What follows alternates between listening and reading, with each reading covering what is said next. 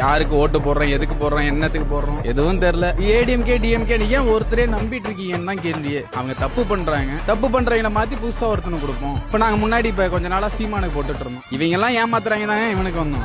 இவனும் ஏமாத்துவானா, அதுக்கு அடுத்து தான் மாற முடியும். எங்க வீட்லயே போய் நான் முன்னாடி சொல்லும் போது சீமான் ஓட்டு போடுங்க அப்படிலாம் கேட்கும்போது அவங்க தயங்கினாங்க அப்படி இப்படி. ஆனா விஜய்க்குன்னு இப்ப கேட்கும்போது அவங்களே நாங்க போடுறோம்டா, கண்டிப்பா போடுறோம்டா அப்படின்னு சொல்றாங்க. ஏன்னா ஒரு நம்பிக்கை இருக்கு. அவன் திருடுனானா, கொள்ளை அடிச்சானா, ஏதாச்சும் பண்ணானா, இவ்வளவு காசை விட்டுட்டு வரான், கண்டிப்பா செய்வான்னு ஒரு நம்பிக்கை எல்லாருக்கிட்டையும் இருக்கு. யாருக்கு ஓட்டு போடுறோம், எதுக்கு போடுறோம், என்னத்துக்கு போடுறோம் எதுவும் தெரியல. ஏடிஎம்கே டிஎம்கே ஏன் ஒருத்தரே நம்பிட்டு இருக்கீங்கன்னு தான் கேள்வியே. அவங்க தப்பு பண்றவங்களை மாத்தி புதுசா ஒருத்தனுக்கு கொடுப்போம். இப்ப நாங்க முன்னாடி இப்ப கொஞ்ச நாளா சீமானுக்கு போட்டுட்டு இருந்தோம். இவங்க எல்லாம் ஏமாத்துறாங்க தானே இவனுக்கு வந்தோம். இவனும் ஏமாத்துவானா, அதுக்கு அடுத்து தான் மாற முடியும். எங்க வீட்லயே போய் நான் முன்னாடி சொல்லும் போது சீமான் ஓட்டு போடுங்க அப்படிலாம் கேட்கும்போது அவங்க தயங்கினாங்க அப்படி இப்படி. ஆனா விஜய்க்குன்னு இப்ப கேட்கும்போது அவங்களே நாங்க போடுறோம்டா, கண்டிப்பா போடுறோம்டா அப்படின்னு சொல்றாங்க. ஏன்னா ஒரு நம்பிக்கை இருக்கு. அவன் திருடுனானா, கொள்ளை அடிச்சானா, ஏதாச்சும் பண்ணானா, இவ்வளவு காசை விட்டுட்டு வரான், கண்டிப்பா செய்வான்னு ஒரு நம்பிக்கை எல்லாருக்கிட்டையும்